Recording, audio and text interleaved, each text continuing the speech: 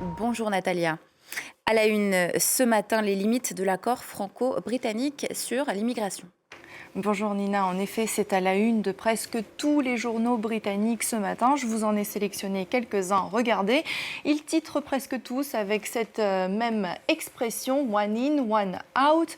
Une expression pour se moquer de cet accord franco-britannique qui vise à dissuader les migrants de traverser la Manche. Mais c'est un échec selon la presse britannique. Regardez cette une du Daily Mail. Le journal titre La farce avec peut-être une petite erreur de français, ça peut arriver à tout le monde. Le journal évoque un migrant expulsé du Royaume-Uni mais qui est revenu dans le pays avec une embarcation de fortune. Il est actuellement en détention. Le journal The Guardian, lui, explique que cet homme veut demander l'asile au Royaume-Uni. Il dit être victime d'un réseau de traite d'humains géré par des passeurs dans le nord de la France. Et puis, le journal Métro nous dit que 42 migrants ont été expulsés vers la France depuis le mois d'août, donc depuis l'entrée en vigueur de cet accord entre la France et le Royaume-Uni.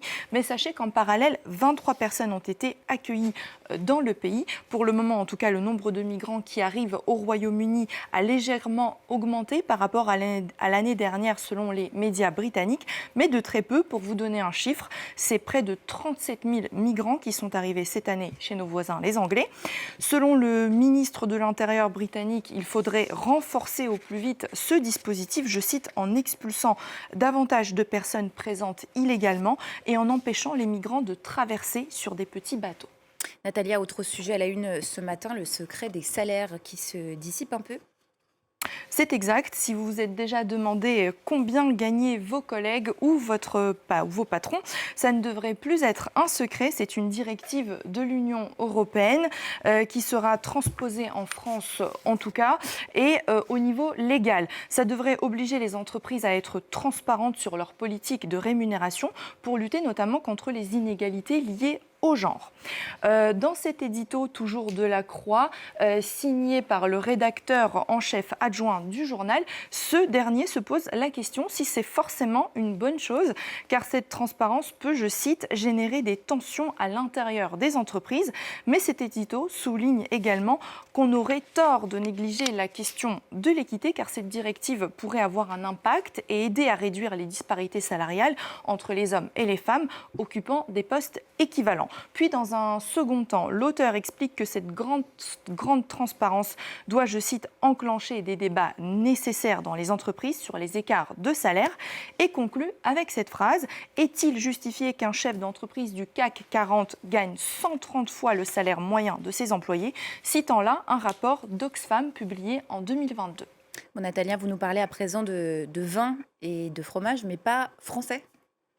Exactement Nina, je vais prêcher pour ma paroisse comme ce matin, mais j'avais envie de vous montrer toujours cet article de Géo Magazine qui se plonge dans les riches traditions vinicoles et culinaires de la Géorgie, petit pays du Caucase mais grand par ses traditions et sa culture. La France a un concurrent donc sérieux niveau vin et fromage, mais je vais plutôt vous parler du vin ce matin et je vous laisse découvrir les fromages et les spécialités géorgiennes qui sont très bien documentées dans le reportage par vous-même. Voici une technique traditionnelle de vinification géorgienne. Sa particularité, c'est que le processus, vous le voyez, de vinification se fait sous terre dans des énormes jarres en terre cuite, vous le voyez. On appelle cette technique le kvervi. Elle est inscrite sur la liste représentative du patrimoine culturel immatériel de l'humanité de l'UNESCO. Parfois, ces jarres sont enterrées directement sous la terre. Ce n'est pas le cas ici parce que vous voyez du béton. C'est assez bien fait et joli, mais ce n'est pas toujours le cas.